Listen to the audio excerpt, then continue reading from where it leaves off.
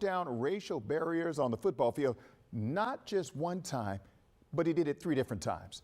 I'm talking with Maryland Terps football legend Darryl Hill about what it was like changing college football in an entire region.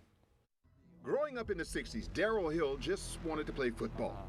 He never thought about breaking the color barrier in high school, but he did. I had gone to Gonzaga, and I was the first and only black on the team. He did it again at the Naval Academy. I was the first African American to play football for any military academy.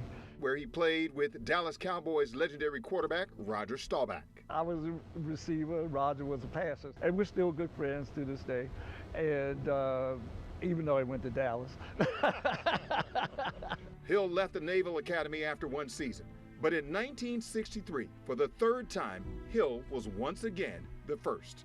Maryland Terps assistant coach Lee Corso recruited him to play wide receiver. He said, look, we want you to come to College Park and visit the campus. I said, well, why, coach? You forgot what conference you're playing in, right? He said, well, that's just the point. The Board of Trustees in Maryland has decided that this segregated approach that the ACC has is not tenable. Hill suited up and became the first black football player, not just for the Terps, but for the Atlantic Coast Conference and in the entire southern region. While he says Maryland welcomed him, the southern schools in the Atlantic Coast Conference did not. Frank Howard, who was the athletic director, football coach at Clemson at the time, said, well, he come down here, he won't come out of here alive.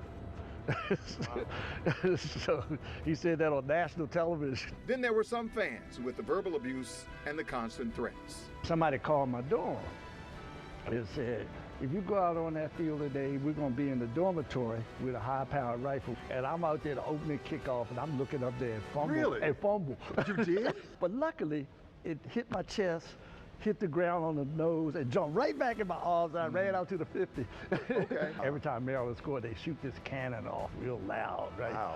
I scored a touchdown in the corner of the end zone, cannon went off, and I thought they had shot me.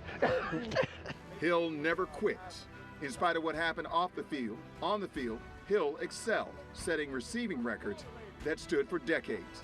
He helped change the game, and by his senior season, Maryland had recruited more black athletes. In my senior year, Billy Jones, whose name's on the building with me, came in to play basketball.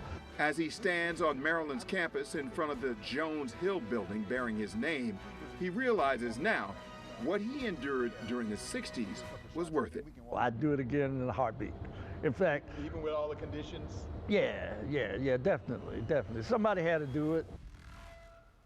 Somebody had to do it. Right. And he did it, and he did it well. Hill played a brief time in the professional league in the NFL with the New York Jets, and he actually roomed with Joe Namath, the legendary Joe Namath. So the stories just don't, I got all kind of stories I can tell you about what he told me about Joe Namath. Not bad stories. After his football days, he actually went into the restaurant industry and was a minority business owner and worked with a bunch of different operations trying to push that forward as well. So this is a guy who made changes in high school, made changes in the military academy, and then in college football all over the entire region. Huge deal and a great honor to have his name on that building out in College Park. Important story to tell. Yeah, absolutely. For sure. The spirit of courage, for sure. Absolutely.